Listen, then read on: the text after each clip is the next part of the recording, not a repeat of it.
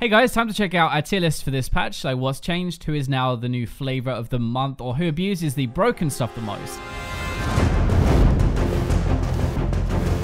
There's like two types of players, those who are abusing Duskblade for free low, and those of us who don't want to do that, but actually have to work for LP. Just in a nutshell, 714 real quick is like, can you build Duskblade? Can you build Black Cleaver, Titanic, Stoneplate? Can you build Cinderhulk in the jungle? That's pretty much it, boys. We're going to start with AD carry, and then we're going to go to top lane, jungle, mid, and support. So if you'd like to skip to one of those or see who I rank in each, then head to the description for timestamps and a list of champions. Starting with AD, number one is going to be Jhin, the AD that abuses Duskblade the most, so of course he is number one. It's supposed to be a joke, honestly, but it's kind of true. Whether you decide to build it or not, he is in a really good spot at the moment. Crit builds are really good. Caitlyn kind of got gutted this patch with her attack speed nerf. Lucian isn't having much fun either, so it kind of means Jhin is the top dog. Your burst damage is way higher than most AD carries. You've also got really good kill potential in the lane phase, so I don't really think you have a weak phase in the game, if I'm honest. You're actually pretty well rounded, which is weird to say for Jhin, I think, but you have a lot of burst damage, you can carry pretty hard, and from range as well, so you don't even have to get close. Plus, he's mega fun to play. Number two is going to be split into low and high elo. So Jinx first with the lower brackets. With Caitlyn kind of dropping down, Tristana and Jinx have both come up a lot. It's sort of like the crit replacement, I guess. Jinx at golden below, though, is better very slightly. She's kind of easier to play, and the AoE damage is insane. You kind of like carry a fight without even realizing it. Her range with those rockets is also a big reason she does well. Like, she can kind of stay safe, but also craps on the other AD carry because her auto attacks can hit them, but they can't get in range. It's quite easy to keep your farm up on Jinx, so you get more items, which is going to help you carry even more. It's quite easy to team fight with, which means you can focus on the other aspects of the game, like positioning. So she's definitely one of the best crit champs. Number two for higher ranks is going to be Twitch, who is kind of the harder version of the best crit champ, really. I guess, like, your range isn't quite as legit without your ultimate, but you do way more damage. He's such a proactive pick, which is why I put him in the higher bracket. Like, you're supposed to run around, you want to stealth to start stuff, you want to pick people off and actually get yourself kills. The thing is, he's very hard to focus, right? You stealth to start fights, you get to choose how you start fights, which is so good for an AD carry. Your late game is insane. You have so much damage. That's what Twitch is all about. And it's also AoE with your runins and your ultimate. So it's very easy to come back in a really hard game, in my opinion. My AD to watch out for is definitely Misfortune, though. Lethality buffs, Duskblade buffs, Misfortune is legit in heaven right now. Your Q actually procs Duskblade for one-shots, so it's so much fun. Your ultimate, though, is a silly amount of damage with Arm Pen and Lethality. So, like, your lane phase is crazy strong again, and she's definitely one to watch. Now, moving on to the top lane. This build is legitimately what is responsible for probably like 75% of my deaths since the patch hit. Actually, it's the new breed of I can kill you, but you cannot kill me. That is awesome for top laners, not so much for AD carries and mid laners. It's the Cleaver and Titanic build. It's always been really good damage, but now Stoneplate means you can dive in and you're not going to die. So you blow your cooldowns at the start of the fight, then you Stoneplate so you don't die. That runs out, your cooldowns are up again, and that's a recipe for disaster. Guardian Angel after that gives you even more damage and die potential. Like, you round that out with a Thornmail maybe for some good measure, and you've got yourself one insanely good, almost 1v5 carry tank build. Jarvan is very strong anyway. He has good matchups, good damage. You can get leads in lane, but it's now even better mid game with this new build, and that is why he's number one. Number two is going to be Renekton, which is a very similar story, same build, but normally like a Visage thrown in with some armor as well, so a bit more tanky. The thing is, he is a lane bully who is now more effective in team fights, which is kind of covering up his biggest weakness. You have the damage with your combo, which is great, and Titanic as well. You can easily almost one-shot AD carries at the start of the game. You have defense with your ultimate and Stoneplate, though. I even think it's kind of harder to cut him now because he lasts longer. You have the double dash, like the stun, the heals and stuff. Like, even further adds to your damage more. I've seen Renekton players this patch just get a lead early, get their items, and then come down into team fights and absolutely wreck because they don't die. I think he's one of the best, like, laning top laners, I guess. The issue was others catch up and overtake you, right? But not so much anymore. He's still able to carry and kill people up until like 5 to 6 items. The one to watch for me is going to be Jax, and he is also career's #1 most paid top laner at high elo now, by the way. He's also a powerhouse at lower ranks because of his damage tank build. Trinity Force and Titanic makes him a 1v1 monster, but also decent in team fights, right? So he's a very versatile pick. You can do either or. If he gets ahead, you're in for a really tough game. Moving on to the jungle, #1 is still going to be Warwick. So, like, this guy is very, very good for solo queue right now if all you care about is climbing, which is kind of what this video is about. #1, he can gank well early. He has a fear, he has good damage, and attaching mechanic on that Q as well, plus his ultimate when he gets it, so he can help his lanes get ahead. Helping a lane either get ahead or helping one that's behind is a really important part of jungling, especially at lower ranks. But number 2, he counters almost every meta damage jungler. He does similar damage, which is great, but he's way tankier and he also heals, so there's not much they can do to fight you anyway, or if you get into a 2v2 or something, if he counter ganks, you're probably going to lose. The third thing is he gets tanky, but he still does that damage, so he's able to carry, but able to help his team engage, live for a long time, and make mistakes without dying for them. Most people do not view him as like an early ganking jungler, and I kind of understand that, but he can definitely do it very well. So you've got the plus sides of a tank jungle and the plus sides of a damage jungle in one package. That is kind of why he's so good to carry, but also good as a team player pick, if that makes sense. You're able to help people, you're able to engage, you're able to tank, but you're able to kill stuff. Number 2, Kha'Zix is back for me. Duskblade helped this guy massively, and now probably the best carry jungler to play at the moment, outside of maybe like an Elise and Elise Sin if you're really good with them. Zac could also be here, I guess, but he's legit forever banned. Jarvan jungle maybe just outside the top 2, but I think Kha'Zix has had a massive spike up with the changes. He averages almost the highest kills out of junglers per game and close to top damage as well, and I think late game it gets a bit harder, but 3 items is like the gorgeous sweet spot. If you get ahead, you can really snowball with Duskblade right now. You're able to proc it like 3 times if you use it smartly, which is close to 1,000 more damage than last patch. I don't think he's ever been that good versus tanks, and that's kind of becoming a bit meta right now, but not too popular. Mostly it's still carry junglers, which he is pretty good against. At least normally as well, you'll have like maybe a tank support, or you have a defensive support to keep you alive, or a kind of tanky bruiser top lane, which rounds out your team as well. The main thing is you are very high damage now after the patch. You're able to really carry a lot harder. Ganks are good. Same champion as we know from before, but just added a lot more damage in for free with the changes. The jungler to watch sounds a bit weird, but if you've ever played against him, you're going to understand 100% why. Cho'Gath. His E is ridiculous. The change is absolutely crazy. Now his clear speed in the jungle is very fast. He has really good sustain, and he gets so tanky. The new Righteous Glory also helps him get into fights, which is one of his biggest problems. He can run at you, nom you, get in range to silence or Q or whatever. Basically, he's a health sacking tank who does good damage and has insane crowd control. So everybody's favorite now mid lane, number 1 hasn't changed. Malzahar is still very broken. I'm talking like if he gets ahead early, you might as well go have a poo. There's not much you can do. Legit, he has a 70% win rate before 25 minutes on champion.gg right now, and even if that is a few percentage off, that is insane. His build is in a good spot. He gets like semi-tanky, so it's kind of hard to dive onto him. If you get close, you're in a bit of trouble. Like he has good damage, spell pen and stuff, but he's just so easy to win with. This is a really big thing. Like he is so good at everything he does. You can farm easily. You get a lot of gold, so you get your items, and then you can just press R. You do a lot of damage, you lock them down, and you let your team follow up. I think it's probably like the easiest playmaking mid lane there is in the game at the moment, and when in doubt, you just flash ult. For number 2, I'm going to split this, and I was going to do it into low and high elo, but I think Orianna is good at lower ranks still as well, to be honest. Her lane phase is very safe, but it's really strong, so you can bully people and almost never get punished for it, really. How that normally plays out is like, if you're against someone who isn't that good, you're going to crush them. Against someone who is pretty good, though, you can still farm and you're going to be fine. That's a pretty good win-win. You've got the damage to carry with Orianna, but you also help your team out quite a lot as well. A good team fight ult can change the game, basically, but it's really this patch about how good her lane phase is. The other number 2 spot then is going to be Kassadin. This was going to be my low elo one, but he's also good at higher ranks, so that's why I've just split the second spot into 2 of these. He can legitimately solo carry a game this patch. Like, that is how strong he is, at least if he gets ahead anyway. You get a few items, and it's kind of like playing against a Zed, actually. You get close to him and you're going to die. He scales really well, though, and he keeps one-shotting people throughout the game. In my opinion, I think he might be the hardest carry mid who does it with pure damage, at least. So no like utility or like how Malzahar carries with his ultimate lockdown. Kassadin doesn't care about any of that. He just has a butt ton of damage. He's kind of like an assassin, but also kind of like a mage who can jump around the map as well and just roam around. My one to watch out for is actually Diana. So I think she'll get a nerf soon, honestly. The recent buffs have made her